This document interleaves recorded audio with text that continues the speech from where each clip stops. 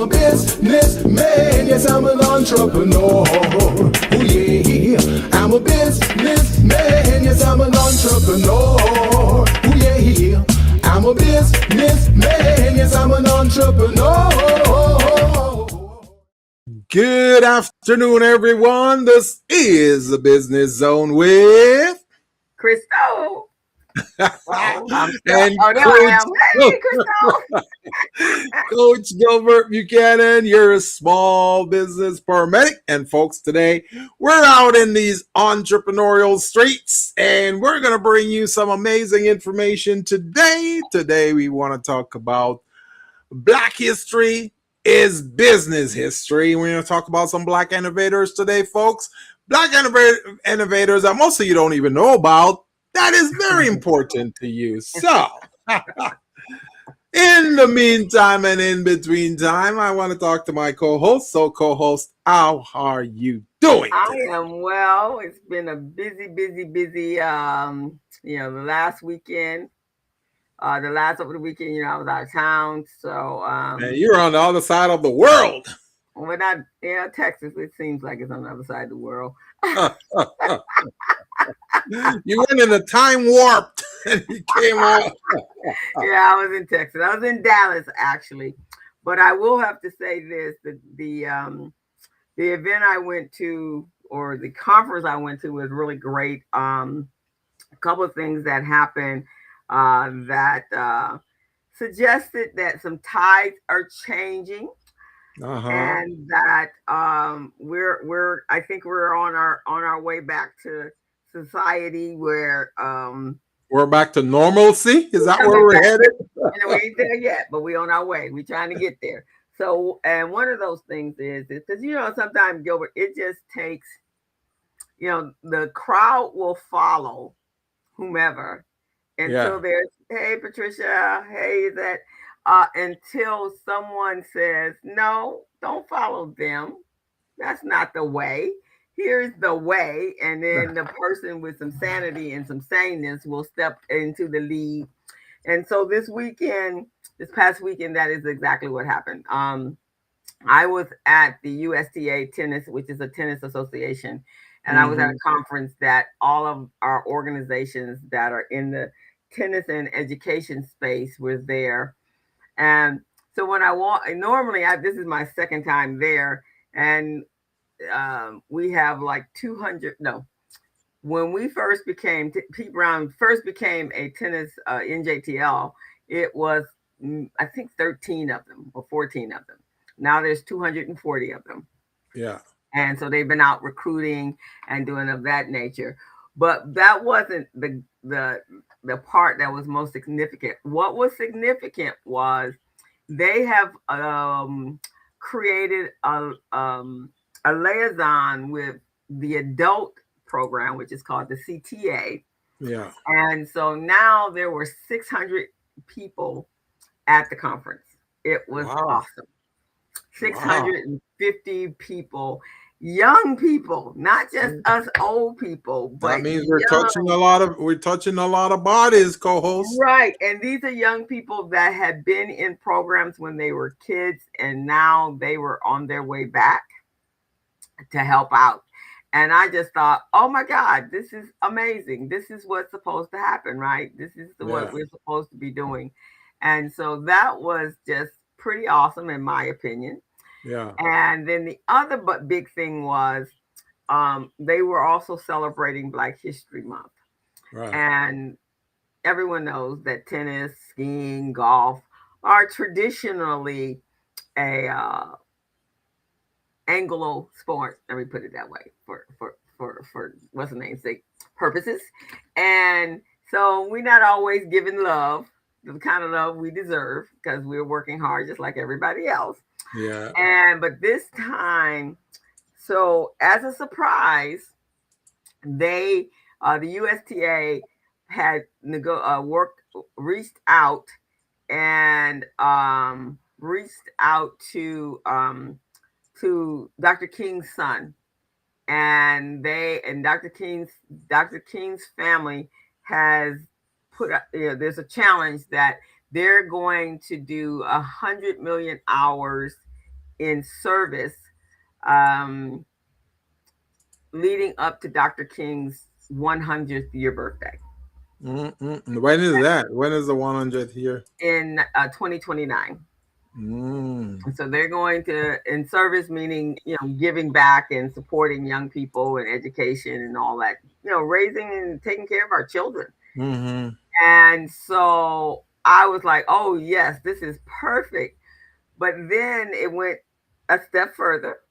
The USTA has uh, the USTA has committed to 400,000 of that 100 million hours Mm-mm. over that the next 4 years, next 3 years, right? Yeah. And they have declared they will not be pushing back on any DEI. They are pushing forward into supporting and uplifting all races, all nationalities, all ethnicities, all choice. I believe anyone who is stupid enough to push back on DEI right now is a royal idiot, and we shouldn't pay attention to them. See what I'm saying? Well, but they out there doing their thing. Yep, they're out there doing So it, you but and we, then we you, gotta we gotta shame them though. We gotta shame them and let them realize that's bogus. Because I mean, this whole society, if you think about it, it's built on DEI. Who built the goddamn White House? Us. We did well, that. but they ain't Isn't that trying to hear you DEI? on that one. You this. Isn't that They not trying DEI? to see you. Well, and we also know that DEI wasn't about us, but nevertheless, Right. it is what it is. And so many companies have actually pushed back. I mean, look at all of the organizations that are not getting any funding anymore from anywhere in the government, and they know they're not getting the funding, and so that means that put a lot of companies that, especially nonprofits that are servicing people, feeding people, providing services for people. It's just not there. And so, but the in fact, they've stepped. USTA has stepped even further than that. They want to make sure that every minority, black, white, Asian, is actually getting an opportunity to learn how to play tennis for free and education and getting the Mm-hmm. education. So I was extremely happy with that, and I actually even had Yeah. to go up to them and say, because most people are, they may be doing it behind the scenes, but they're not stepping out and saying Yeah. we are. This has been um um our mission and our vision since day one, and we're not backing back because they were following suit, and they were, I don't know whether they were fearful or what they were of the man and the toddler, but that's what was happening. And so Every time you say that, you crack me up, I I think man. when we have, and we can ask the ladies in the chat, when we have someone that doesn't get their way, and then they lay on the floor and start kicking their feet and having a tantrum, what would you guys call that? A petulant child. It's a petulant toddler, huh? Petulant toddler in the care awesome three. So that's what we dealing with. We just dealing with that's what we dealing with. So but that was great. And then the program was all about capacity building, because a lot of the adults, and CTA is a community tennis adult association program. So all of these young kids, oh my God, it was just awesome to look up in the room and you can see, 18, 19-year olds, 20-year olds, 30-year olds, 40-year olds that were I'm all glad. committed to their I'm program glad. across the country. And Yeah. so that was the good part. And I so that was great. And then they were working on, then the capacity building, all the stuff that we teach on. But here's the funny part. So my organization, we have been really mad kid in the sandbox. Exactly, Patricia. Kicking his heels. Hey, Greg. And Greg says maybe our folks will appreciate more the opportunities that were always available but ignored. Exactly. So that's what Yeah, I'm hoping. But anyway, that was a good forward movement since we're out there in the communities offering this program to underserved children that is and their good, man. families. I And like so that. I was very, very impressed and very happy that they had made that step in, Hmm. and and it was for real. You could feel it from the heart, Yes. and it wasn't just an effort in futility. And this is my thing. This is a time in history where you either for or you're against. Yes. And the for and against now is about your moral uh fortitude, right? Because there's Yeah. things going on that is just immoral. And if Hmm. you believe in God and believe in living in a good Christian life, then we shouldn't hate anyone, and we definitely shouldn't want to harm people and displace people and put children in danger. That shouldn't even be part of our psyche. I agree with you, co-host. I And agree with you. so that's how I feel at this point. If you are for it, then that means you're for the whole package. There ain't no separation in this package here. Yeah. And Yeah. there's some horrific things happening to mankind. And so, but again, you get to see people are putting their foot forward, and you get to see the real person, and that I do like. I like the clarity and the transition. If you're a butt, I need to know you're a butt. I don't need to be confused thinking that you may not be. I need to know it's on your forehead. I'm a butt. Beware of your interactions with me. That's how I feel. Hey man, I You got some thoughts endorse. on that? I endorse everything you say, co-host. I endorse that. I like to know what I'm dealing with. Greg, how about you? I like don't be but standing in the backyard playing that you're not a racist. Step on out and tell me.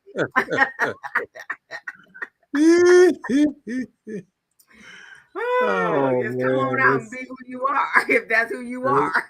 this is amazing, man. This is amazing. So anyway, that was my week, and then of course I had to get back to the regular scheduled program when I got back in town. And this week went by super fast.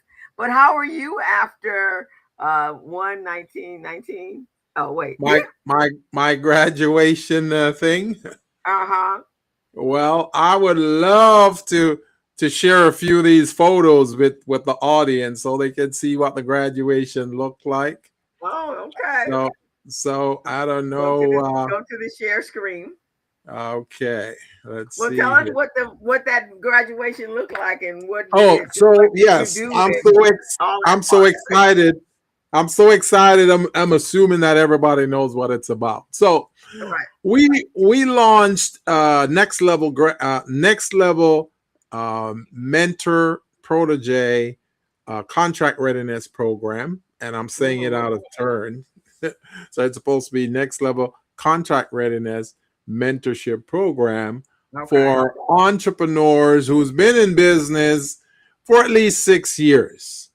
And what we wanted to do with this is to help to build those businesses to become business ready, contract ready, and bank loan and funding ready. So we have developed a partnership with one of the bank, one of the top 6 or 7 banks in the marketplace, BMO, Mm-hmm. Mm-hmm. and they were just amazing to us. They hosted the graduation at their facility, and it was just amazing. We had some great speakers who spoke about entrepreneurship, teaming up, and helping our entrepreneurs become ready and be able Mm-hmm. to access opportunities. So this was on Monday, February 23rd, and it was just an amazing thing. So that was cohort number one. Cohort number two is going to be in starting in April, on April 21st, and it's going to be next step. So yes, so And two of our so is this going to a add on. Not it's not a continuation. It's not a No, no, repeat. it's It's a not a it's not a continuation. It's going to be a standalone. So, cohort one was a standalone. Cohort two is going to be a standalone. But I'm offering some of the folks who were in cohort one, if they want to come back, they can come back and pick up on some things. Plus, I don't teach the same way twice. So, if I'm going over capability statement, there's a big chance I'm going to be touching on some new things because okay. I do research before all of my workshops. So when I do research, there's always new information out there that I include. Okay. And two of our prodigies are on the chat here today, who they've been very, very instrumental in helping me coordinate this graduation. I co-host, I couldn't have done it before that without them.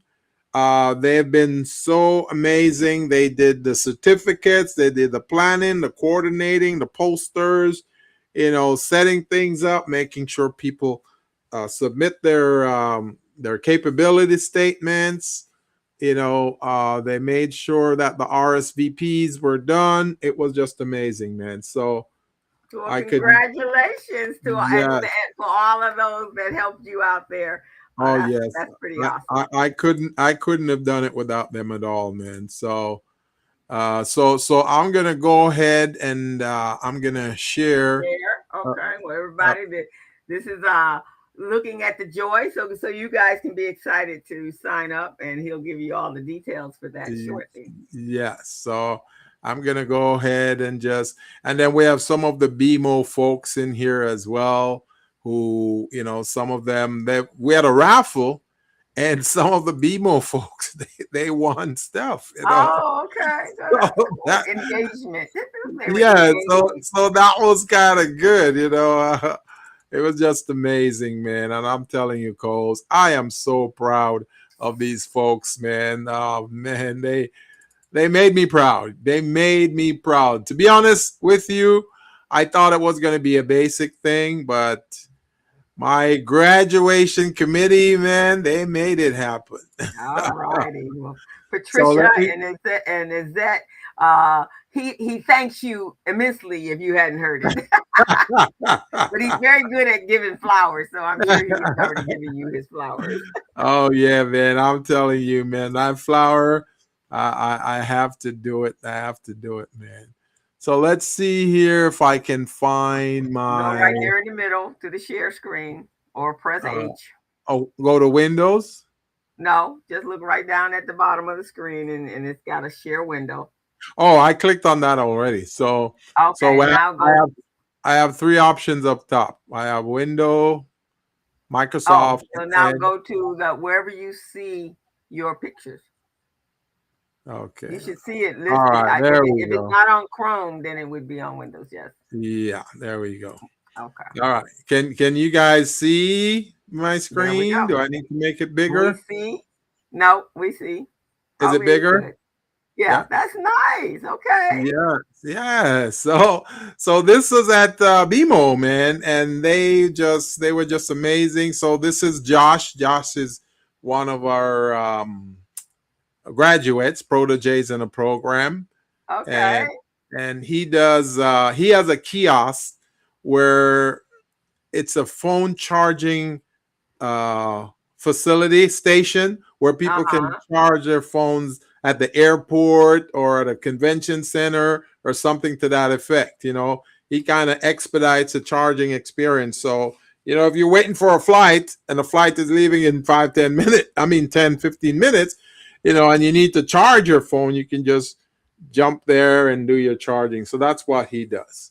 And that's So good because Lisa had indicated that you should not be using the plugins. You should be using those that you can actually stand alone. exactly, So that's good. exactly. And this year is one of my amazing graduation committee member. You recognize her co-host? Is that That is it. That's right. okay? That's is it right there, man. And she was just amazing, man. The things she did, and she and Pat working together. and planning and organizing. If you look to the left of the screen, you notice Pat is sitting over I there see her over with his there. swag bags. You saw the swag Okay, bag? okay. Y'all was like, Yeah. y'all was top drawer. I'm telling you, man, they made me look good. I'm going, wow. I said, I never thought I would look this good. They made me Oh, look so good. So this is another gentleman. His name is Ernest Davis. He's kind of teetering on doing real estate and something else, So it was amazing to have him there. This is David. okay, Uh, they run a cleaning business. okay. This is, remember Carlos, Yep, Carlos, Councilman Carlos. Carlos. Hello, Carlos. Yeah, man. Carlos was there. Carlos sat in for me because I was running a little late because I had to go pick up food and all that. So Okay. he and Sandy Roscoe, they ran the program for me. So that was good. Let's see here. Let's see what's going on. I want to show you this other. I want to show you this other clip here. Let's see. Let's see. Let's see. Mm-mm. Let's see. Is that it? Nope, that's not it. Uh, where is it? I'm trying to find. Oops. That's the ceiling. I'm trying to find this other photo, man. Yeah. I want to show you Pat. So Pat was there doing her little thing, and let's see here. Uh, okay, let's go to the share screen. Oh man, it's not coming up. Pat, I'm so sorry you're not coming up. Let's see if I find Pat here. Let's see. All right. Okay. Can you see that one now? Can you see it? No, With well, Pat? no, you. I see you smiling at somebody, but the picture that is still that you and Can you see Pat right here or I no? cannot. I only see Carlos. Okay. I think I know what I'm gonna do here. I'm gonna stop sharing and then I'm gonna reshare. Yeah, yeah. Sometimes that helps. Okay. I don't know why this is doing this, but whew. Pat says, "Thank you so much, Coach." Yeah, man, they've been phenomenal, man. So here's Pat. Can you see Pat right there? Hey, Pat. So What's the big Pat, old box? What'd you give Pat, her? Pat got herself a little computer there. So Oh, wow. the program gifted her a laptop because every time we're doing our coaching and one-on-one session, her computer is always kicking her offline. She can't stay online long enough to do the coaching. So we said we're gonna have to get her something and Oh, well, that was keep her very, relevant. very nice. So she got a nice Awesome. little laptop there. So she was very appreciative. So and her and Izette, man, I'm telling you, they're from not phenomenal. So we'll try to get them involved in the next cohort and do some bigger and better things for them. Well, that is awesome. Well, fantastic. Well, I'm glad Yes. that it was successful. Now on to the Oh, next one. it I know was you said amazing.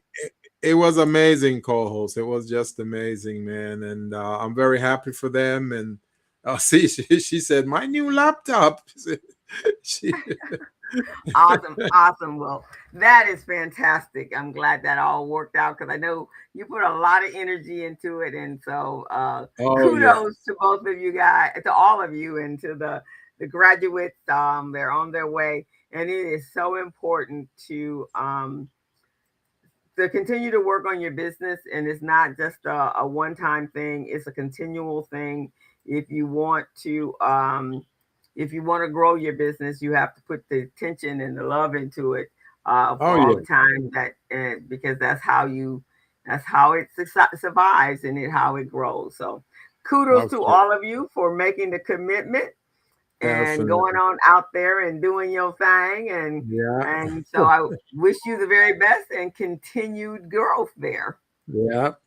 Yeah, man. And see, these two proteges, they exemplify what being in a mentor protege program is all about because they listen and they execute. They Yeah. listen and they execute. Those are very good qualities to have as a protege in a program because whatever I tell them is what they do. And we see results because even with Izette got an RFP and she generated her proposal response to the RFP and she's almost ready to submit it, man. So she listened and she learned what we went over in the class on proposal writing, SOQ, and all of that, man. So much respect to them, man. Much Oh, respect. I like it when a plan comes together and you actually see the results of the people Yes. Yeah. that were, Kind yeah, of like how it is. Kind of like how it is with you and the kids. You know, when you teach yeah, them how yeah. to do That's those why I work with the different kids. business disciplines. Yeah, you know. So yeah, man, I love My it. children don't backslide. I If my love it. kids learn something, they're gonna learn it and it's gonna stick. Sometimes I teach to my adults and they slide right on back to, whether it takes 21 days. I think this is Greg said that 21 days or to change a habit. All Yeah, right. yeah, And so yeah. my kids get it right then. My adults kind of take a little bit Take a longer, little longer. a little longer. So I have to offset that with adults. so All uh righty. so we probably need to enroll Greg in this in this program here. Get him in tune with the mentorship protege program, Greg. Yeah, I think Greg got some. He's been. Greg is quietly doing his damage out there in these streets. Yeah, we're gonna He have to don't teach brag him. We're about gonna it have to. though. He just we- does it. we're gonna have to teach him some Jamaican in the process too. So, Yeah, he quietly does his wonderfulness out there in the world, teaching with financial literacy. So yeah, that he's is doing his great. God work. Because I tell you, Yeah, that's the part that folks have a lot of problem with, Gilbert, is as yeah, you know. All right, yeah, let's get with our show yeah. today, Let's get with the show. Did you want to talk to them about how to subscribe and join our yes. program, co-host? Yes. So, guys, so you welcome to the Business Zone with Crystal and Gilbert. Thank you guys for joining us once again. Um, we'd love for you to go over to our YouTube channel and hit that subscribe button and become a subscriber on our channel. So every time we do a show and it uploads on YouTube, you actually will get a notification that it's there. So this is valuable information for those of you that just participated in the workshop. That's Gilbert's many years of education and acquiring and research and now he's sharing.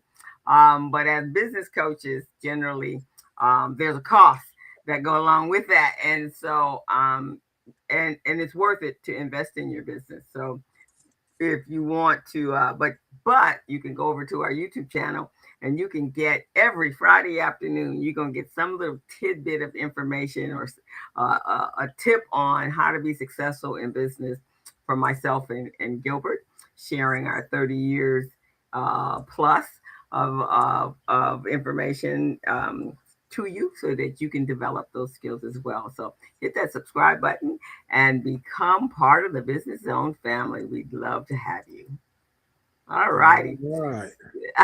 So now we're going to hop on over here to Black History Month, the ending of Black History Month. Today we're on 27. Tomorrow is actually the last day, but you guys do know that you Black every day of the week.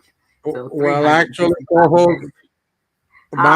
my Black History Month is 365 days a year. So, Yeah, as I said, you're Black 365 days a year. yeah.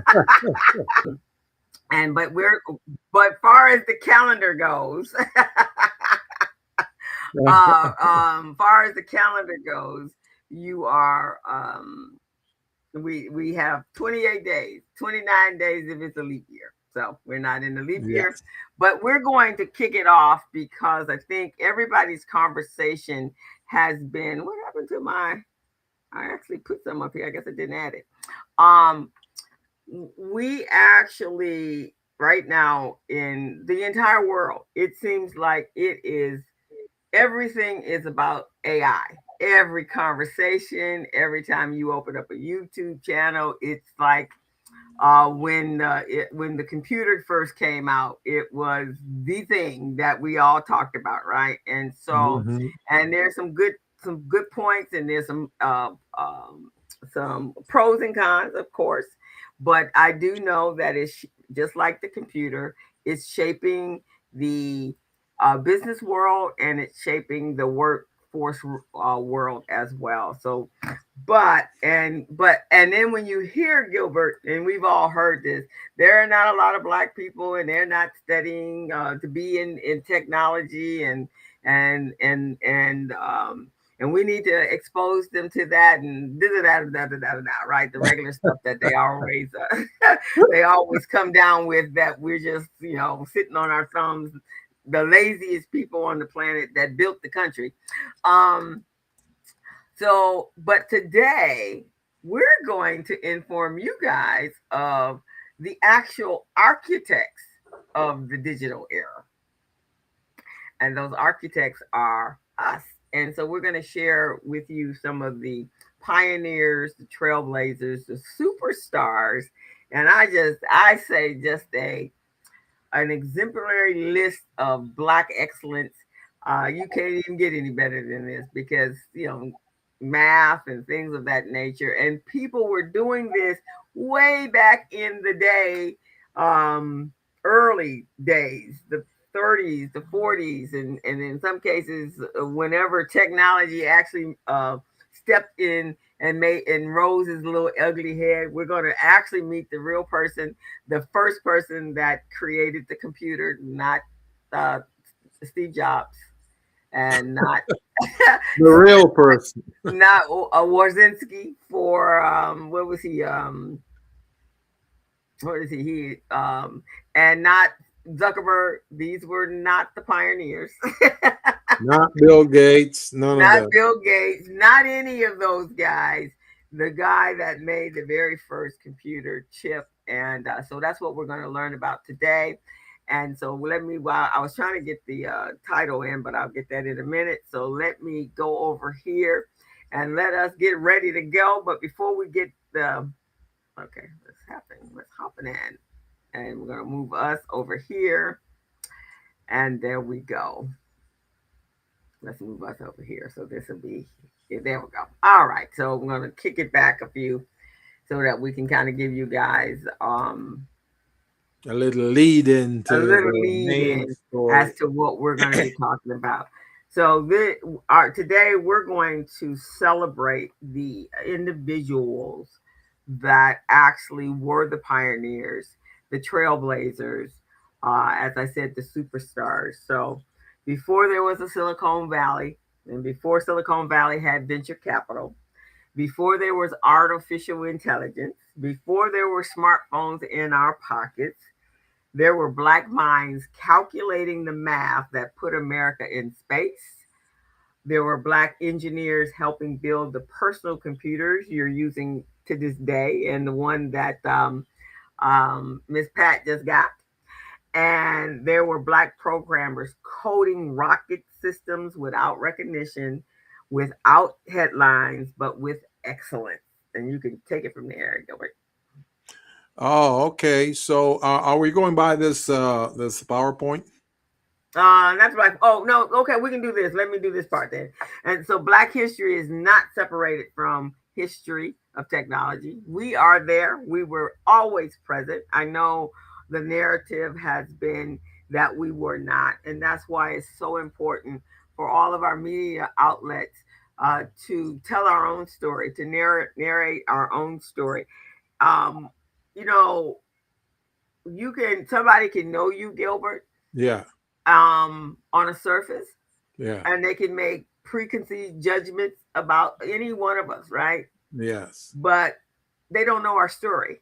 That's They right. don't know how we got to be who we are and what that took and what our families went through and so forth and so on. So they make a snap judgment just based upon what they see on the outside. So the only way that you really can counteract that is to tell your own story, to Yeah. narrate your own story. And so that is what we're doing. And I suggest every ethnicity should be raising up and celebrating all the individuals in their communities and in their families that are doing great things. And So, they should be telling their own stories or having someone affiliated with them tell their own stories. exactly. And so we all know that the world is not monolithic. The world is made up, and that's what God intended. That's why there were 12 tribes, because it wasn't. He didn't intend for that to be, uh, uh, for it to be this monolithic country, or a world actually. And so technology is just like black American history is black history, is white history, is Italian history, is Japanese history, is Chinese history. So it's not monolithic. It's not one group of people that did something and everybody was watching on the sidelines.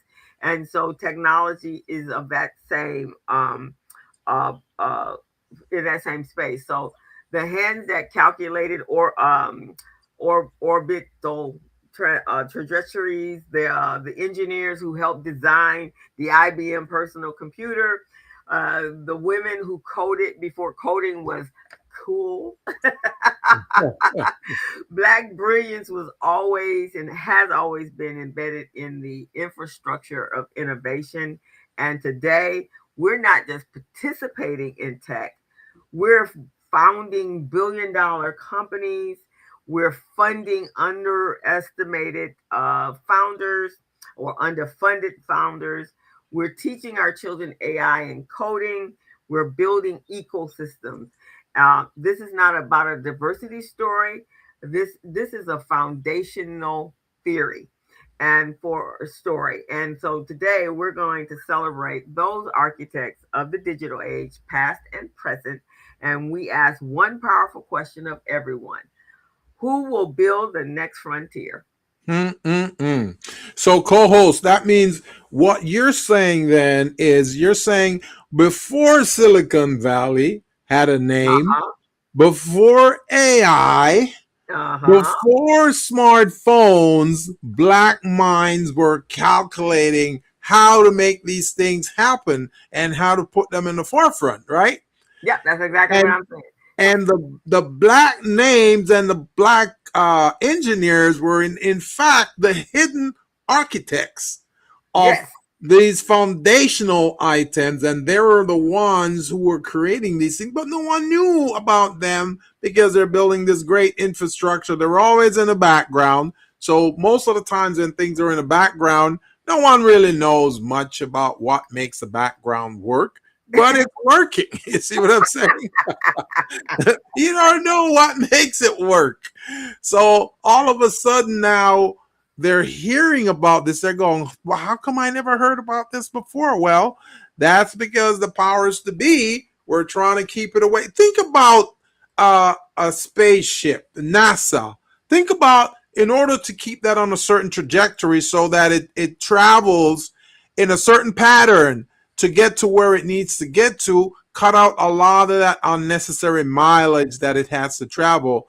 That calculation, folks, was done by black inventors, but you never hear about it. You remember they had this movie probably about 15 years or so about this amazing black lady who worked for NASA. Of course, they wouldn't let her use the bathroom like everybody else. Yeah, She yeah. wouldn't We're even gonna get talk. a She's gonna break. be right. Exactly. You see what I'm saying? Exactly. This It's is what we're talking about. I think they call it hidden like hidden something, figures. hidden Hidden figures. figure. Right. Hidden figures. So we That's what really we're truly talking was about. not a hidden figure.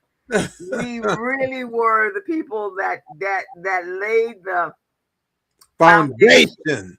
We laid the foundation. But did we get recognized? Not at all. And who are the billionaires? Was it our people? Was Mm, our hidden figures? They no, didn't get. the pirates who benefited from our labor. That's the ones. I believe her name was Katherine Johnson at the time, right? Yeah. So So she we're put gonna. the math behind all of this.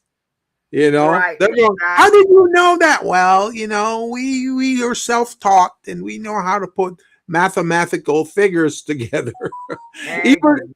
even John Glenn verified the calculations, and he was one of the famous astronauts who went to the moon in the spaceship, Yes. and he endorsed whatever she was doing. So it was just unbelievable, man. It's like they're saying no math equal no safe mission. So you can't have a mission without having some calculations to Oh, show you the need math. trajectory. Is paramount in science. That is science, right? And Yes. but what do they tell you when you're in school? The teachers are always saying, "Oh, your child is just hopeless at this. They probably Yeah. will never be anything more than a janitor or whatever." They are always putting down. You could be the mathematician in the room, and they would never ever give you the benefit of the doubt. And then and if you did, they still would ridicule them so much that they would just start keeping their information to themselves, quietly Mm-hmm. being brilliant because Mm-hmm. they didn't want to stand out because people were treating them the way they were treating them. And so we're going to talk about there's seven individuals here that we're going to speak of, but there are some others like Dr. Gladys West. She created the GPS. Now, I guess you guys thought that GPS was created by somebody else. That's Dr. West. And so, what do we use GPS for? Our watches, our phones, I don't think Directions. no one gets in their car today with that. What was that big old book of maps that everybody. McNeely, Atlas, is it Atlas, McNeely Atlas, Yeah, or something that like you had to have that. That was your passenger. It that? rode with you everywhere you went, right? Hey, When you got your car washed, it had its own little special place on the back on the back windshield. hey, co-host, Oh, co-host. When I was going from New York to come to California, that's what I used, the McNeely Atlas. Big old thick book, like 3 inches thick, with all you had to pull over to the side. Now we have Google Maps and we have Waze, but you could not have that without the GPS. So just so yes. you guys will know that. And then we have Marion Kroc. She was the one that created the VoIP system, which is voice over internet. That was Mm-hmm. her. That was her patent. And then you have Philip, I think his name is Emili Gawali, and he was the founder of supercomputing. So these are things that have actually been happening, and I know and I understand no one talks about it. So Gilbert, this is going to be one of those moments when you get all super excited about things that we invented. Yes, yes, yes. I get super excited about this co-host. I do. And this first gentleman that nobody even knows about, they don't even know he existed. But yet they have computers and they don't even understand why the computer does what it does. This gentleman, his name is Mark Dean. Mark Well, let me get space. over to him so they can see who he is. I gotta. Yeah, Yes. there we go. There we go. Had a His good name moment is there. Mark Dean, guys. Markdean. He was the architect of the PC, the personal computer. He's a co-inventor of the IBM personal computer, guys. All you hear is the other guys, but you never heard about him because he was quietly in his office doing what he does. He owns 3 of the original 9 patents. And remember, I said it last week in the program when I was going over this. I was so excited about him. He developed the color PC monitor. The color. At first, it was black and white, guys, and it was doing whatever it does, and we could hardly see certain images on it. But then he said, we're going to have to we're gonna have to make things a little better here. So he came up with that concept, and it was just so amazing. And from the business zone angle, I want you guys to understand that you're literally using technology built by black brilliance today. So this is what we've been doing here, man. And I just want to talk a little bit about this gentleman. This gentleman, he was born March 2nd, 1957. No, that's my girlfriend's birthday. So his birthday is on Yes, Tuesday. Happy birthday, Mark. yes, his birthday's on Monday. So this is amazing. It said he's an inventor and computer engineer. This is a gentleman that had so many different engineering degrees that I mentioned last week. He led a design team that made a 1 gigahertz computer processor chip, and a part of the team that was developed and had that interior architecture that enables multiple devices to be connected to the personal computer all at once, such as your printer, the monitor, and all of those different things. He's the one who is responsible for the speed of your computer. When we had those previous computers, when we talked about Miss Catherine Johnson, who was telling them the trajectory to get to the moon and all of that, she was doing her math and all that. They were looking on those supercomputers. Those were in black and white. But when it came to the personal computer, he was able to had his uh, innovative approach to make the black and white now turn into color, so you can see all a much better aspect of what's going on. Kind of like what we do right now with 4K. We used to have Right. 720, Yep. 720, then we went to 1080, and now we're in Yeah. 4K. So that's Right. exactly what that's all about. Go ahead, And Paul. and so originally we all had you had the little monitor with the little monitor with the green writing, that the green Yeah. text color, and it looked like it was like kind of neon, and you made your eyes burn if you used it Yes. all. And my very first job, Gilbert, was I after I went to at secretary of school after, because I needed to make sure I had a skill that got me a job. Not Yeah. at the time, my head couldn't get me a job, couldn't get me paid. I had to go get me some skills. So I went and got me some skills, and once I got my skills, then I went back out there.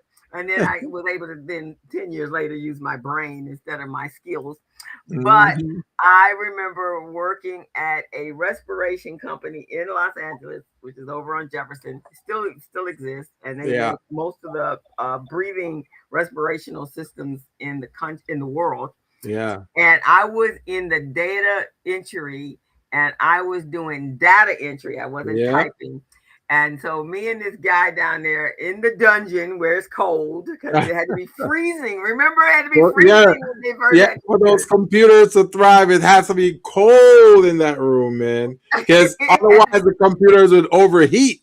And even with that, ours were overheating. We'd have to put all the parts in, and we were flying. I think I typed up. I think he did. We were always in competition. I think I did like 130, 140 strokes a minute. He did Man, that's somewhere good. around. Yeah, he was doing like 150, or then one day I'd get up to the 40 and he'd do that, and our machines were on fire. That was amazing. That was amazing, So that man. was so this guy also, so you guys know, he Mark Dean, he went to Stanford University, he went to Florida Atlantic University, he went to the University of Tennessee. That's actually where my family went to. And he went to Jefferson County High School. He was from Mhm. Tennessee. That's my aunt. Does she know him? But he's an Mhm. innovator, computer science, and computer engineer. And so that is Mark Dean, um, who just brilliant, just brilliant. We wouldn't be using computers today if this was not invented. Because before that, we had this electric typewriter. And, and he was the first black IBM fellow who was inducted in the National Inventors Hall of Fame in 1997. This man was just amazing, man, just phenomenal. I just love Black pride. I love Black establishment. I love Black ingenuity, and it's just amazing, man. It's And I just just amazing. love talking about our people who are just really phenomenal and don't get their flowers regularly, and they don't even get recognized, which is really the saddest part. They don't get recognized by their own colleagues, Yeah. the people that they're working with, and that part Uh, is, I and think, pretty.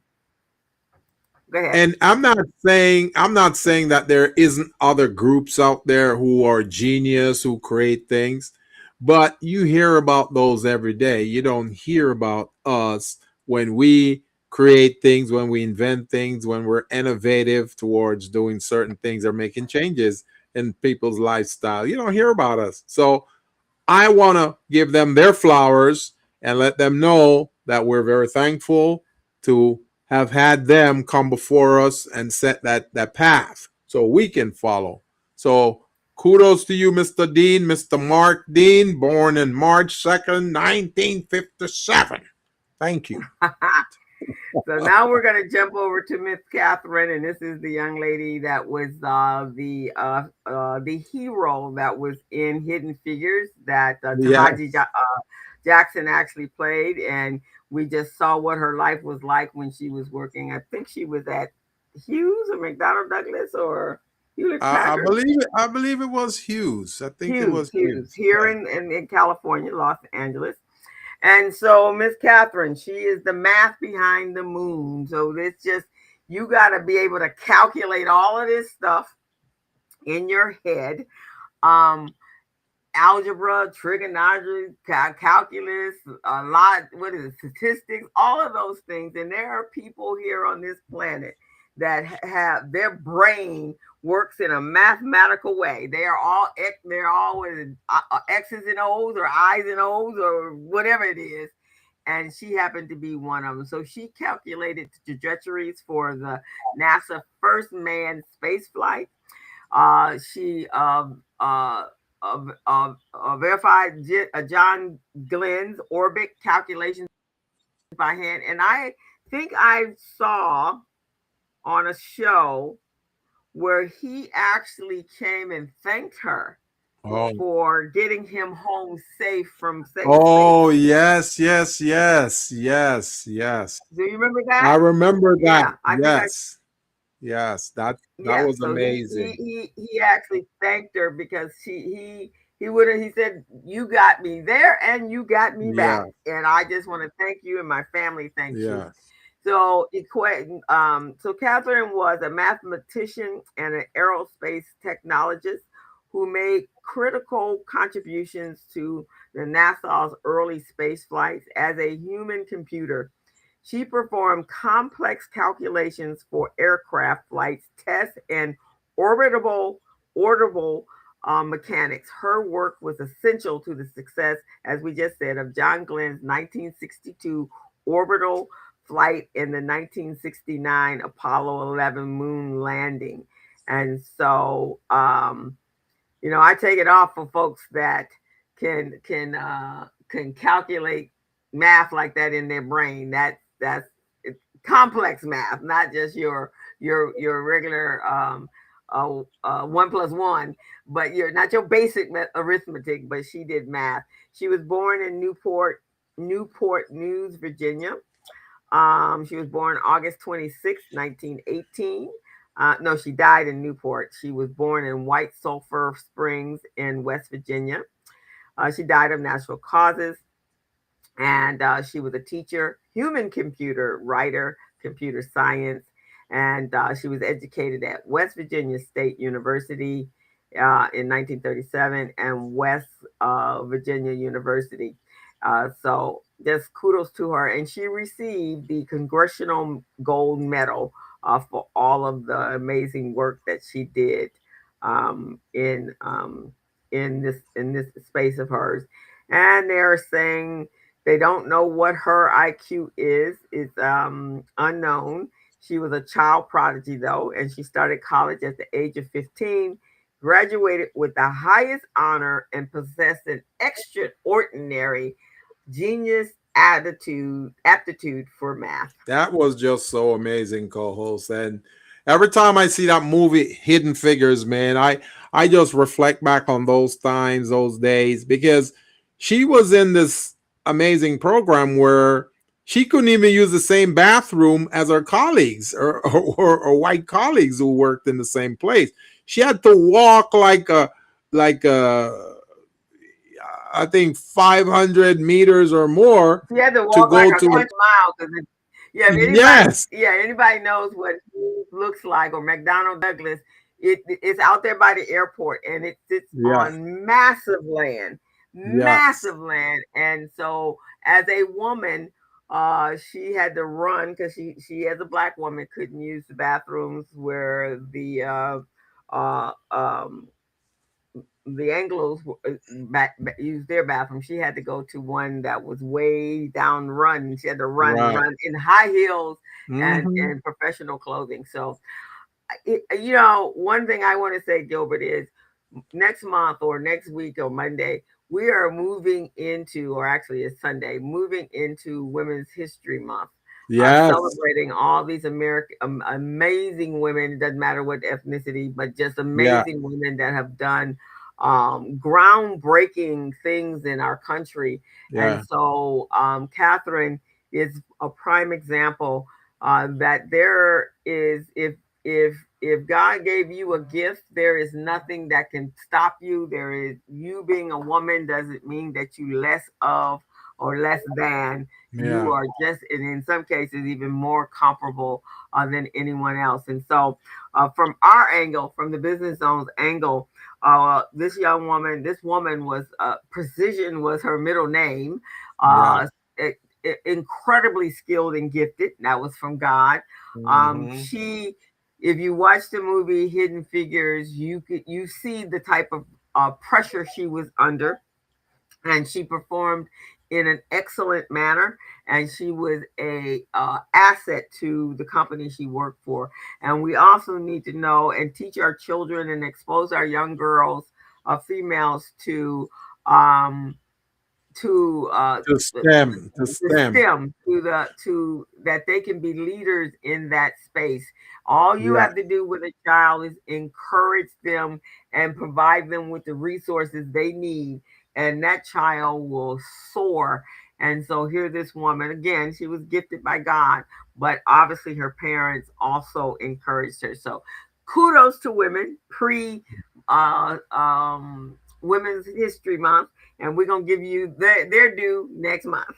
Yeah. That's going to be amazing when we cover some of those because women have made a lot of contributions to the historical nature of this country. You don't really hear about it. Like we talked last week, we were talking about the first millionaire, female millionaire. That was a black woman. That's Madam C.J. Walker. Developing Yeah, that hair care product to help women grow their hair out. So after they carry those big loads from point A to point B, and it would taking out big blots of their hair, she came up with this solution that would nurture the hair and strengthen it and bring it back to a nice full looking texture.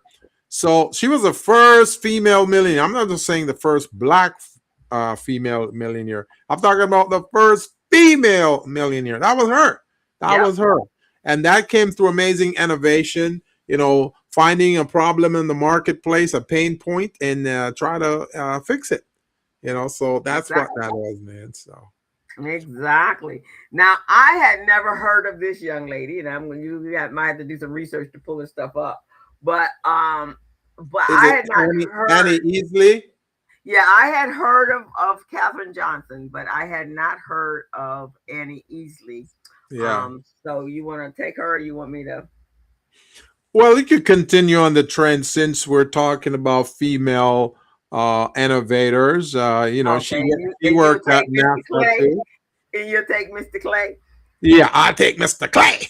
All righty. So Annie Jean Easley was an African American computer scientist who contributed significantly to the beginning iterations of NASA's rocket technology. Easley was born in 1933 in Birmingham, Alabama.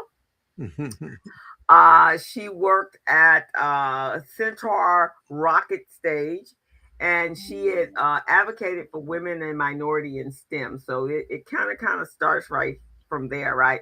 She was raised by a single mom, and April 23, 1933. She died at the age of 78 in Cleveland, Ohio. Natural causes. Her little brain probably just got tired and says time to go. She went to Cleveland State University and Xavier University of Louisiana. I just heard that the president, who had been there for many, many, many years, of the University Xavier, passed away last week. Oh, wow. I didn't hear that. Wow. Sorry to hear that. Yeah, Nolan. Yeah, Nolan Rollins, who was with the Urban League, he is a that's his alma mater, so he was there doing a speech. Yeah. Profession. Her professional career was she was a mathematician, engineer, computer scientist, computer professional. And what is she most famous was her work at Centaur, a high energy upper rocket stage, which had its first successful launch in 1963. Another hidden figure. Upper rockets are used to propel an aircraft into orbits higher than it could otherwise be reached using just a rocket booster. So that is what she is for, and she invented code um, at NASA, and gradually replaced it with its human computers with machine computers. She learned computer programming language like formula translating. I think this is the one your system was made of, Fortran, Yeah. and simple object access protocol. This work Hmm. would later inspire young students, while easily tutored and simultaneously worked in NASA. So that is what Miss Annie Easley is about. And her favorite quote is, I just have my own attitude. I'm out here to get the job done, and I knew I had the ability to do it. And that's where my focus was. Even in the face of discrimination, she persevered. My head is not in the sand. My thing is, if I can't work with you, I will work around you. Now Sound that's a like a woman after true my old own black. heart. Sound like a true old black woman, man. That's exactly how they spoke. Like I said, that's a woman after my heart. That's right, man. I can't work with you. I'm gonna work around you. I'll work around you. That's amazing, man. So the next black innovator that we want to talk about, nobody talks about him, and not even I've never understanding heard his of it. significance. Yeah. So this is Mr. Roy L. Clay Sr. Roy, the letter L, and then Clay, Clay Sr. Now, this man is often called the godfather of Silicon Valley. He is an African American computer scientist. He's an entrepreneur. Well, he was an entrepreneur and technology pioneer who played a major role in the early development of the tech industry in California. Here's some of his key contributions. So, in early Silicon Valley, he's one of the major leaders. He was one of the first black engineers hired in Silicon Valley and became one of the key figures in the region's early growth in terms of computer. He was one of Hewlett Packard top founders and leaders in terms of computer technology. And in the 1960s, he helped to develop software for HP, Hewlett Packard. Mm, mm, Yeah. And I use HP right now. Didn't even realize that he's instrumental in that. that's So the only system, only computer I've ever bought in my whole entire life, and I go through exactly. them like I go through them. And Yes, Hewlett I and do I too. had no idea. And Yep. he was the man that was instrumental in building it. Wow. That's the man. Now, every keystroke I make on this computer, I'll be thinking of Mr. Roy L. Clay because he was very instrumental in that. He helped to develop those software early computers for HP, and he led a team that created the company's first computer division at HP. As an entrepreneur, he later founded his own consulting company that was called Rod L Electronics, focusing on computers and electrical engineering services. He provided public services, also served on the Palo Alto City Council. Palo Alto Wow. is over there in It's Silicon in the Valley. Bay Area. So he Yeah, was actually in Silicon Valley he was in Silicon Valley. And before the Tech Boys. therefore, those boys have nothing on him. So he even became the vice mayor, co-host, the Oh, vice mayor wow. of that city, helping to guide the development in the area and became known as Silicon Valley. Why was he called the Godfather? Well, Mr. Roy Clay, he earned the nickname because he was one of the foundational figures in Silicon Valley. Early tech Wow. ecosystem was credited for his contributions. He mentored a lot of folks, opened a lot of doors for a lot of software engineers and a lot of entrepreneurs. He helped shape the region's transition into global technology. And I'm telling you, man, this is just so amazing. So I want to talk a little bit about his legacy. So Mr. Roy L. Clay Sr. is remembered as a trailblazer who broke racial barriers in the technological industry, and he also helped to lay the groundwork for modern tech industry. Mr. Roy L. Clay Sr., you are a true trailblazer, sir, and my hat's off to you. I respect you. And much respect. Much respect to you, Who sir. knew? Who knew? I'm gonna embrace my IHP computers.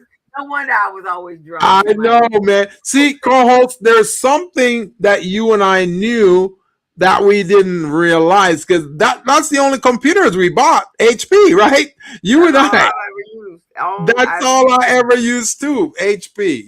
So I we're used the identifying Dell here with a when I was legend. in. I did use Dell when I was in college. I mean, in work, but I Yeah. didn't buy one.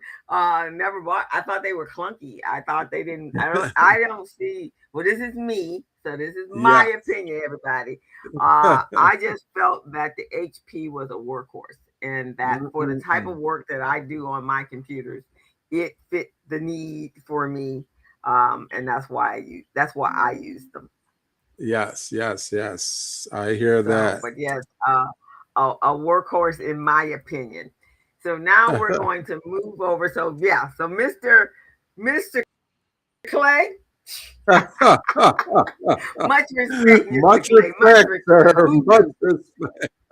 And I don't remember ever getting any of this in anybody's school that I was in, and I think I was a pretty smart child.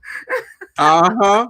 See, they're not Yeah, gonna allow us to learn and know those things. So that's why we gotta figure things out ourselves, man.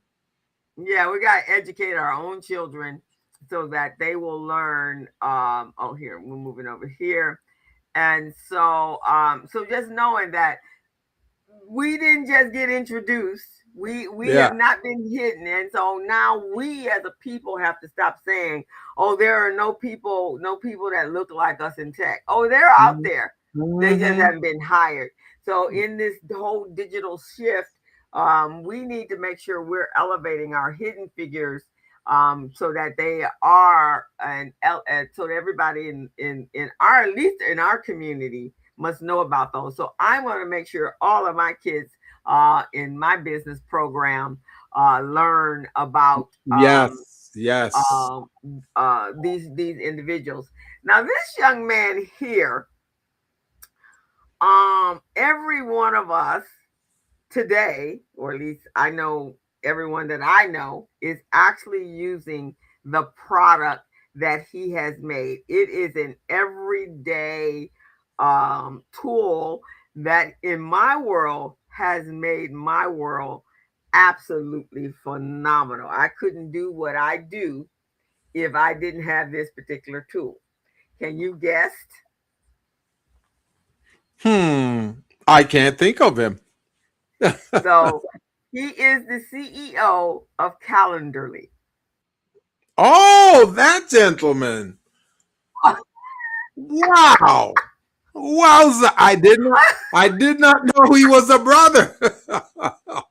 I heard of Calendly. I did not know the creator was a brother. I use Calendarly every day. It Oh is the man. only way I can manage my calendar. When I Mm-mm-mm. was trying to do it myself, everybody's like, okay, can you get on your calendar? And then you got to go back and forth and try to figure out who's available, who's not available, especially your clients. So now here's my link. They're like, are you available on so and so? I don't know. Here's my link. Go find out, because I don't even look at the calendar until the day before to see who I'm going to meet with. Wow. This is the young man that he's from Africa. Yeah. His name is Tope Awantona, sorry, sir. Awantona.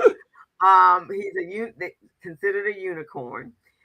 He's Nigerian American. He's a tech entrepreneur known for founding this software company.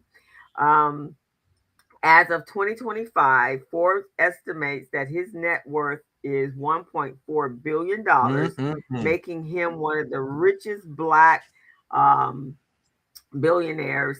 He was born May 1st, so 4th, so he was born Before 3 days later for three me. days after you. He's four, yeah, 3 days after me. He's 44. He went to Wheeler High School, University of Georgia. He also went to Terry College of Business at the University of Georgia. He's an entrepreneur and businessman. And basically, uh, Tope spent years chasing money instead of solving real problems. Then he wasted an entire day scheduling a single meeting and realized what was missing: a scheduling tool that didn't suck. Wow. That problem became Calendly, which now serves 4 million users and generates $30 million in annual revenue. It is actually valuated at $3 billion, the company itself. Wow. Wow. Much respect, sir. Much respect to you. Much respect, man. That is so. See, these are some of the phenomenal things that I'm talking about, Coles. Nobody hears about this. Nobody knows about it. Nobody talks about it. And these are some ingenious type of innovation that occur within the society. No one even knows about it. So Didn't have, it takes us to bring it to out the of the forefront. out of the 4 million, wait a minute, 4 million users, I being one of them, and I've been using Calendary now for at least, when it was created, because I think I've been using it since it started. Mainly because I tried some others and it just didn't fit. It wasn't easy to use, and this is easy to set up, and it just became my choice, my tool of choice. And so I'm gonna tie this into business zone to the business zone in two ways, Yes, Gilbert. One, you can guarantee that the man didn't get funding like everybody else that's did. true. You can absolutely be guaranteed that did not That's happen. true. That is true. And so Yeah. bootstrapping, he had to go out and do what he had to Yeah. do. He probably reached out to friends and family and so forth. He owns his own tech company that is solving a problem. Yeah. He identified that there has to be a problem to solve, and I always tell my students and my adult clients, if your business solves a problem, it's going to take off all on its own, because there is a population of people out there that need that tool or that product that you have. And I was definitely one of them. I do my research in January on what new tools will make my life Yeah. easier. And this one is at the top of the pecking order, right Mhm. behind QuickBooks. Mhm. That is unbelievable, um, co-host. Unbelievable. and he built a product that the whole world can use. Mhm. Now I'm going to put on my magic hat that I use with my clients, Gilbert. Mhm. And I'm going to say, Gilbert, who do you think you should be reaching out to with Small Biz Pro? it sounds to me like I need to be calling this gentleman. I should be calling him. So I'm putting I this on see. my agenda to give him a call on Monday. Okay, because I see some synergy Yes, with Small Biz Pro. yes, yes. I gotta reach out, man. I gotta reach out because he has already paved the way. He already dealt with a lot of the challenges and barriers. You know, he can only make this a little easier for us. That's what I say. So I say, do your deep dive on him Mm-hmm. and go reach out to him because I think there is a collaborative relationship there Yes. for Calendarly and Small Biz Pro, Yes. keeping your calendar Yeah. straight and organized and your back office at the I same time. love that. It couldn't be better. You guys couldn't be better I suited. love that. I love that, Colt. And thank you for making that connection for me. I appreciate that, Colt. That is amazing. So we're gonna go over one last black innovator here. You know, I could have said innovator, but I want people to recognize the classification Are you because the doing classic Kimberly? Arlen. I'm gonna do Arlen.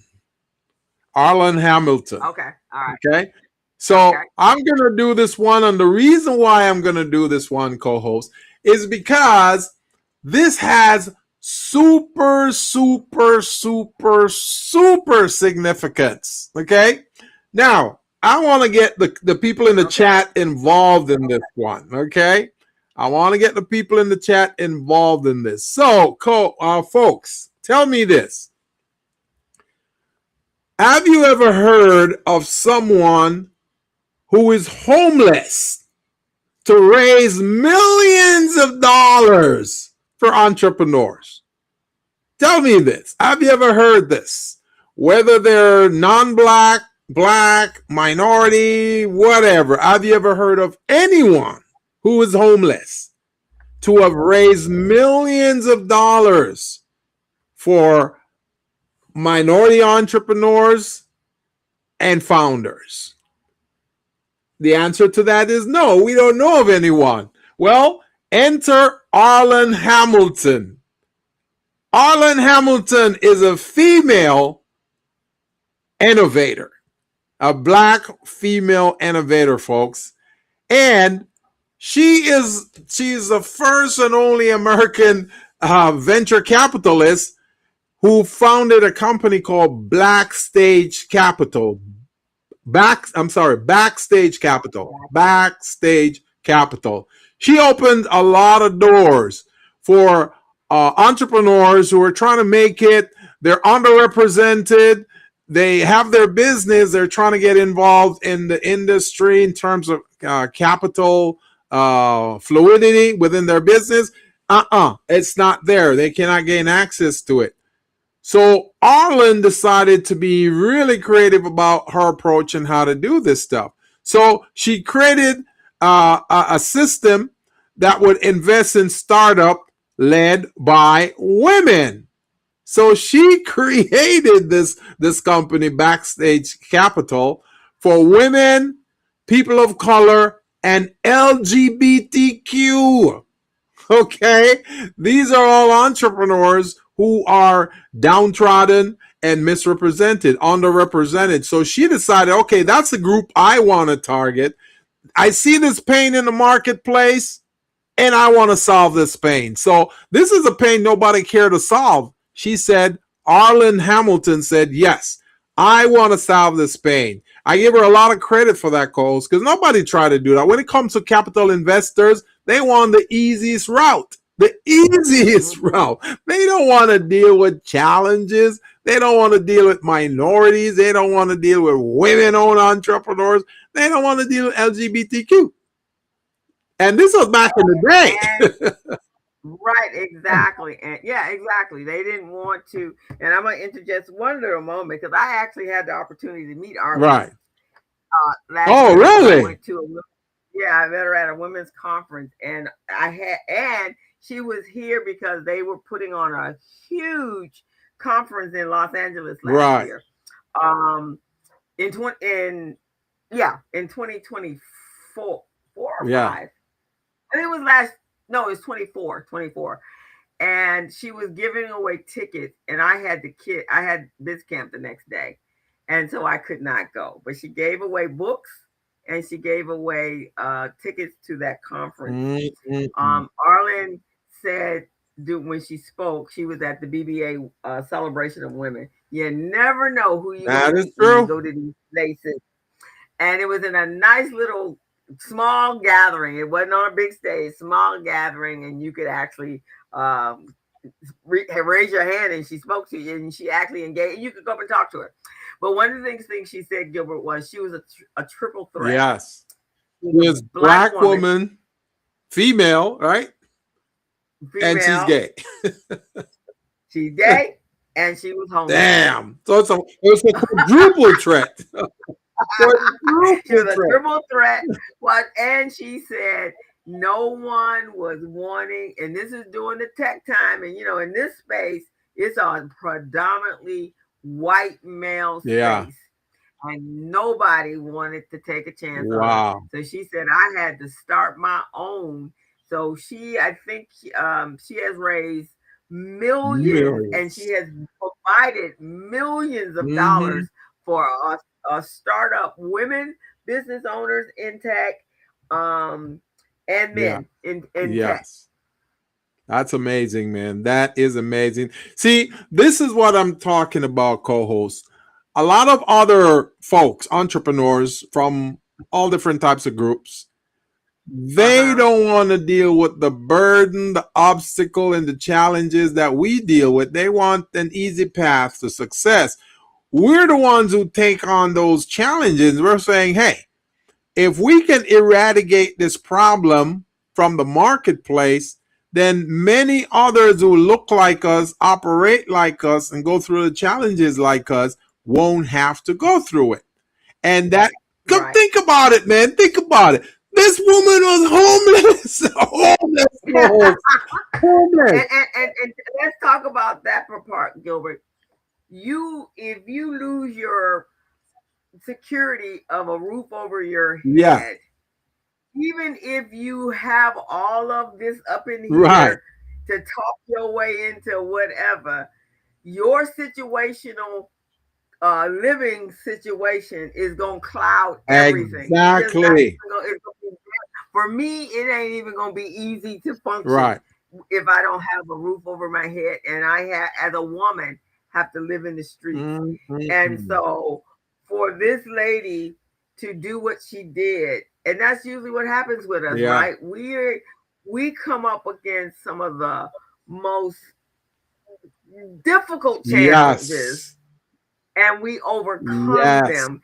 And when I hear, uh, and I'm gonna have to say this, when I hear men saying, "Oh, life is just so hard," no, it ain't nowhere near hard. If you black, if you gay, if you Female. woman, if you see it, it ain't even you don't even male. It don't even come close to being Yeah. hard.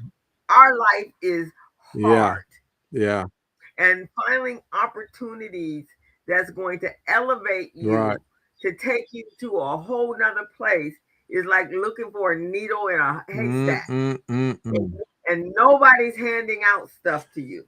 So Arlen here reached back to her Yeah. community, and she made changes in the ecosystem of the community of which we live. So she reached back Yeah. down and pulled back up. I give it I to her. gotta give it to her, Coles. And we gotta find her. We gotta bring her on this show. We got to bring her on this show. We want to hear her journey, and we want to hear why she made that decision while she was homeless to raise funds for others instead of funds for herself to get a home.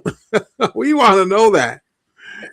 So I will reach out to the Sarah Harris, Yeah, because Sarah Harris is the one. That's how I met her at the yeah. BBA, and Sarah brought her. So I will reach out to Sarah and have her bring her to us, introduce her and see if we can get her on the show. Man, her firm has invested in dozens of early startups across technology and consumer sectors. You know, it's just amazing, man. Uh, hey, man, Arlen, Arlen, man, I raise my hat to you and I bow to you because this isn't easy. Co host, I went through all kinds of crap. I went through a lot of crap. I cannot compare it to hers. I cannot. She has overcome amazing homelessness, co host. Homelessness while you're out there raising funds for others. Woo! I'm not in. Yeah, I'm who not in cares her about others? category. Who cares about them other people? Exactly.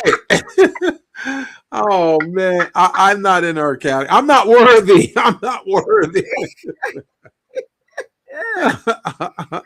Oh yes, it's just like I said, we don't tell our own Mm, stories, mm, and we mm. have to tell our own stories because even right here in this community where we live and operate every Yeah, day, we are seeing people that are actually just going above and beyond and letting nothing stop.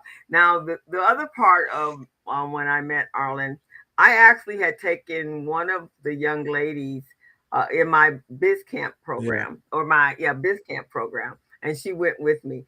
It was pouring cats and dogs that Mm, Saturday, mm, mm.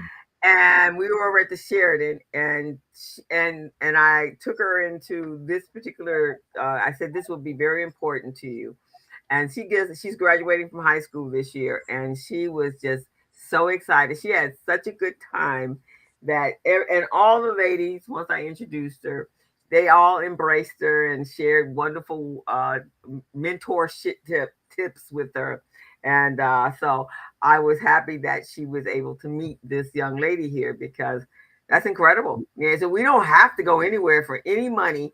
We can stay within our own space, Yeah.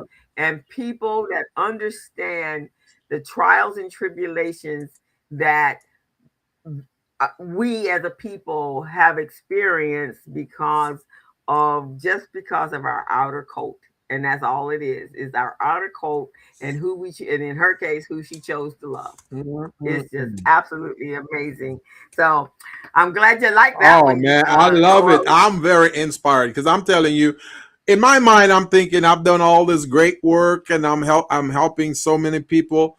But what I've done, co-host, it pales in comparison to this woman. The woman was homeless. Homeless. Man. so Okay. you ain't gonna get over that. You was I'm homeless. not gonna get Yeah, over that boy. at all.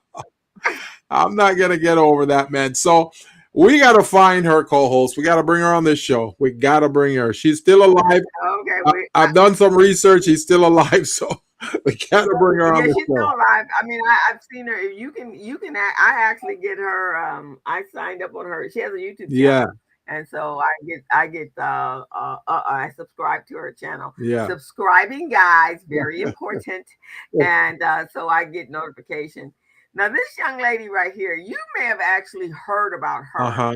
I've heard a lot about her. In fact, Cassie Betts. Yeah, Cassie Beth looks like this lady, Arlen. She looks like. I was gonna tell you that Right. too. Yeah, so this is not Cassie Betts, but this is Kimberly. Oh, okay. But Cassie knows Oh, her, okay. and I actually was years and years ago. Cassie had a conference for bringing all of the technologists into one space, and she was one of the speakers. Just incredible. So this is Kimberly Bryant. She is an engineer who works in Yeah. biotechnology field at the Norvest vaccines diagnostic company and Merck. So she works at a pharmaceutical Yeah. company. She founded Black Girls Code, a nonprofit organization that focuses on providing technology and computer programming education for African American girls. After founding Black Girls Code, uh, Brian was listed as one of the 25 most influential Americans in technology by Business Insider. She was born in January 14th, 1967, so she's all in our age, from Memphis, Tennessee. She went to Vanderbilt University, and that's what she's known for is Black Girls Code. Now, Black Girls Code is Yeah. huge. I mean, especially introducing young people to coding and technology. Again, reaching back and pulling up, and That's a nice niche. so That's a very very nice niche right there. that's a very nice niche, exposing our young people to technology, maintaining and keeping the tradition going, and bringing more women in. As we can see, Yeah. women are actually very much so part of, very much part of technology. We just don't get the accolades and we don't get to tell Yeah. our own story. But she is actually building Hmm. the next generation of tech founders with her organization. I assume I'll have to look and see if there's some men out there exposing young men uh, to um, to technology as well. I'm sure there are. Um, in fact, last night I was at the Urban League Black History event, and there were a number of Black men and women that were part of the Black History talking about AI. So, Yeah. and AI being absolutely huge, we cannot be afraid of AI. AI is just one of those tools, just like any other tool that we all use. The computer, before the computer was the typewriter. Our cell phones is a tool. Our cars are a tool. So I'm sure at one point, when Model T fours were created, and that also was a black man, but I don't think they were going to go, okay, yeah, I'm never going to drive a car. I just like my horse. I'm going to stay with my horse then. My horse is cool. Let me That gas over there, up this horse. that ain't going to last. I'm going to stay right over here with Elmer the horse. Oh man, that's amazing.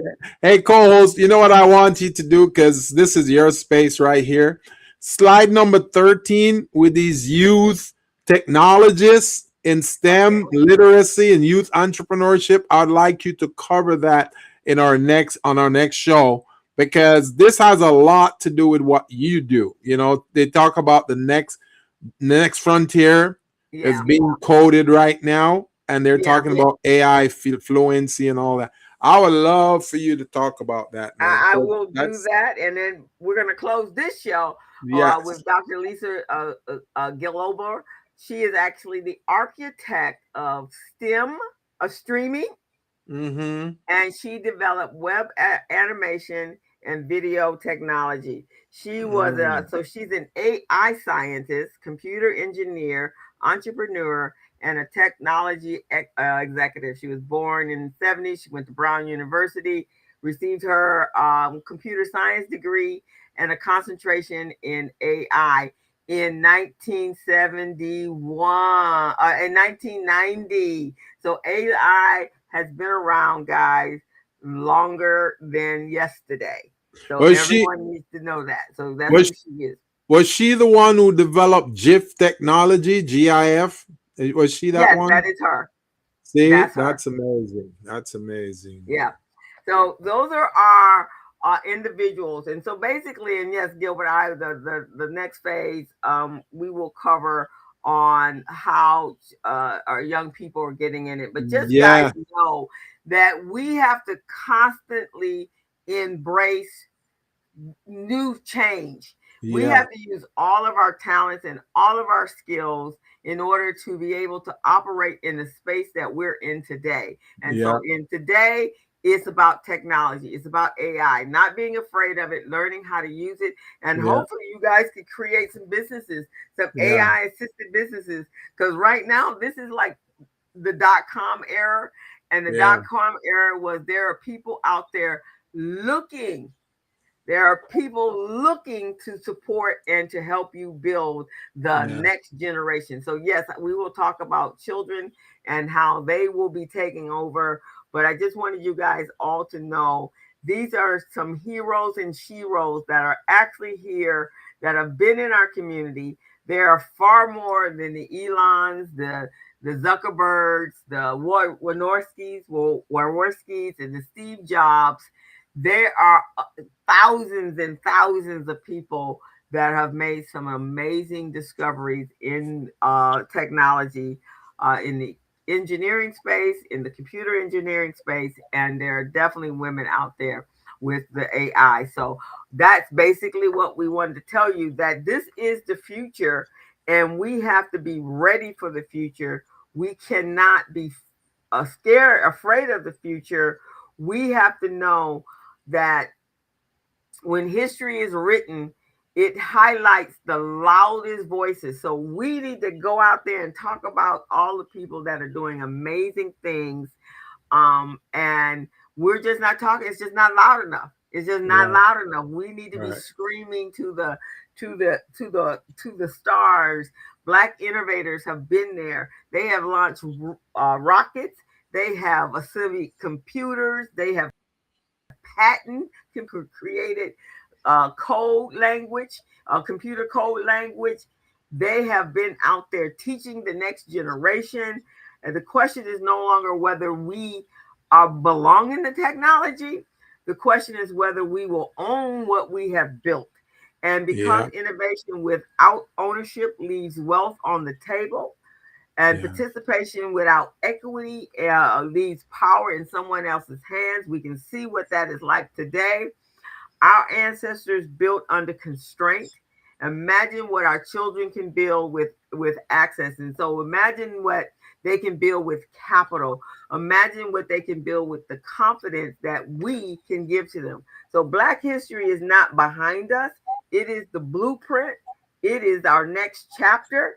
And so right now we just have to figure out where we're going to stand in it. Right. Uh, but let's build wisely, let's build boldly, and let's shout it out into the Shout it out. shout it out to everyone. And this time, let's own all of it. For sure, man. Co-host, this was an amazing show. I thank you so much for your research and your contributions to this episode, man. This must be her. I would think we should play this multiple times. I say so too. I say Yeah. so. And I think that's what, and maybe in this year, that's what we're gonna do. One of our weeks in the month.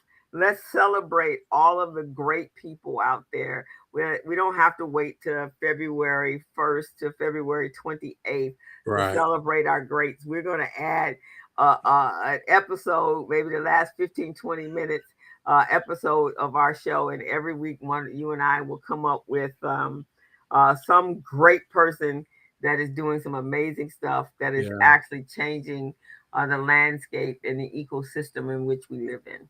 Hmm. This is amazing, man. Amazing. Those of you who are listening, just tuning in for the first time, or maybe you stopped for a while and then you just stumbled across us again. This is the Business Zone with Crystal and Gilbert. We're on every Friday from 3 to 4:30, and we talk about truths and rights here. We talk about stuff that will help to make your business better as an entrepreneur, help to provide some types of tools in your toolbox that you can better use to grow your business and understand what it takes. This information we just shared, guys, is just phenomenal in terms of Black history. Black history is our history. Okay, that's what we do for small businesses. So come back That's again what we do, next and we Friday. need to our small we need to support our small Yeah, businesses. That's the recycling black dollars. We need to make sure we are uplifting us, that we're taking power back and we're growing. And so we hmm want to thank you guys all and recognize that This year for Black History Month, we were celebrating 100 years of Black history. Since Carl, I think his name was Carlton or Carlson Woodson actually made it a full month. It used to be one day. I think Roosevelt made it one day. And so go and learn about and continue on past tomorrow and continue to identify and sit your children down and tell them who all of the amazing, great people that have done so many things to build this country. We are not a visitor here in this country. We are the people that actually built the darn thing. Right. Every brick, everything was built by us. Yep. So they didn't put the wheels on it. We put the wheels on it. So we need to make sure change does not roll without them knowing that we put the wheels on the damn train. That's all I got to say. The train couldn't run without us. We put it on the dang train. You get this? On the dang train. So with that, guys, we will see you next week. So next week we are celebrating women, and all their attributes and their contributions to our world. Not just the country, to the world. And we want to thank you guys for joining us today. And so we will see you all next week. We even kept Gilbert up. He wouldn't even sleep this week, but I'm assuming that he's ready to sleep now. So before we end, everyone go over to our YouTube channel, hit that subscribe button, or use this QR code to access our channel.